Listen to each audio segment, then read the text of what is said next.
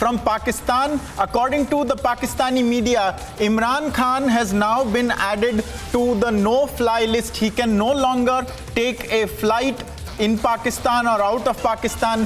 Imran Khan is among 80 other people who have been added to the list. We have Abhishek Kapoor joining us. Abhishek, please tell us about this and what its ramifications are. Is this Imran Khan's escape route now blocked?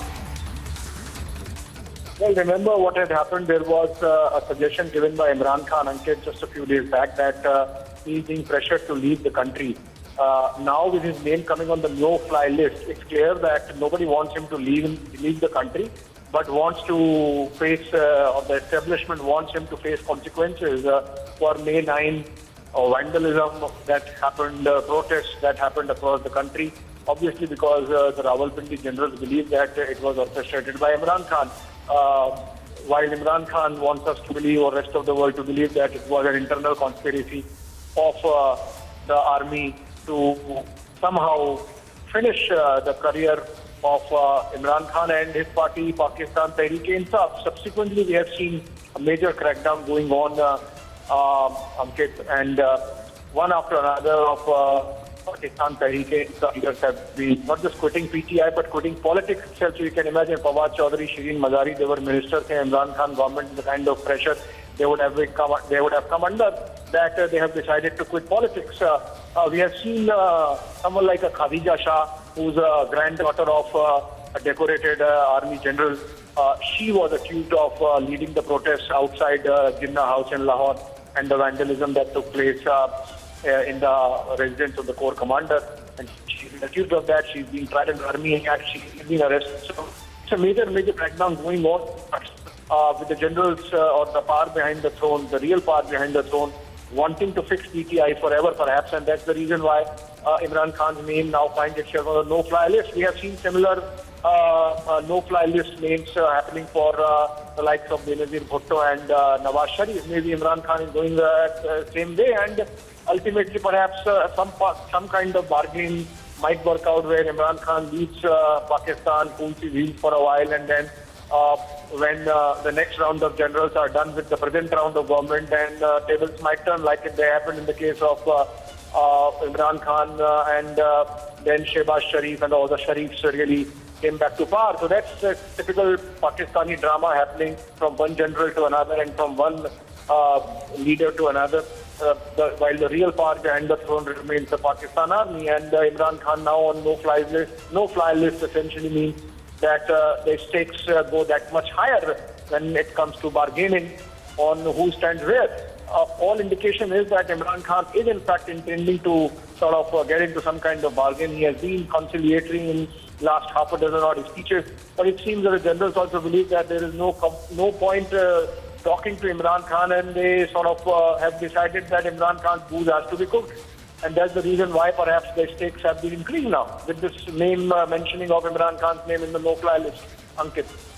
Absolutely, Abhishek Kapoor. Summing up what is happening in Pakistan, and on a daily basis, it appears to be getting more and more dramatic and climactic, isn't it, Abhishek? On one hand, like you pointed out, Imran Khan's closest party colleagues, those whom he had as ministers not long ago, are not only quitting his party, but they appear to be taking leaves or long breaks from politics also.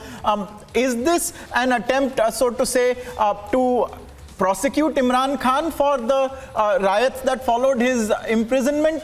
Is there a case to be made against him? Or is this, like you also pointed out, a delaying tactic, an attempt to break the PTI before elections, which are also supposed to be held in Pakistan this year, are they not? No, the election was supposed to happen by this month itself, Ankit, by the month of May. It has been delayed and the matter is in the courts. And Imran Khan believes that elections are held. And since he believes he is the most popular leader Pakistan has produced since its forming and independence in 1947, he believes that if he comes to power, the Pakistan army will have to pull back.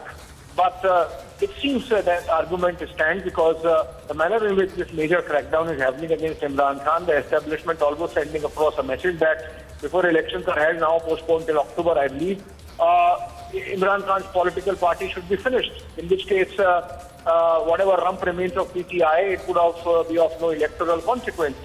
But these are, again, as I said, internal dynamics of Pakistan. We have seen this getting repeated maybe 4 or 5 times earlier in our lifetime, and even before that, going back to the Bhutto era, and even before that to the time of Ayub and Mirza. But what is important is, Ankit, that in this present instance, given the fact that we are living in social media days, it's easy to understand what's really happening. And what is happening is that the Pakistan Army has decided that they are done. Remember, Imran Khan is a creation of Pakistan Army, but the generals now believe they are done with it.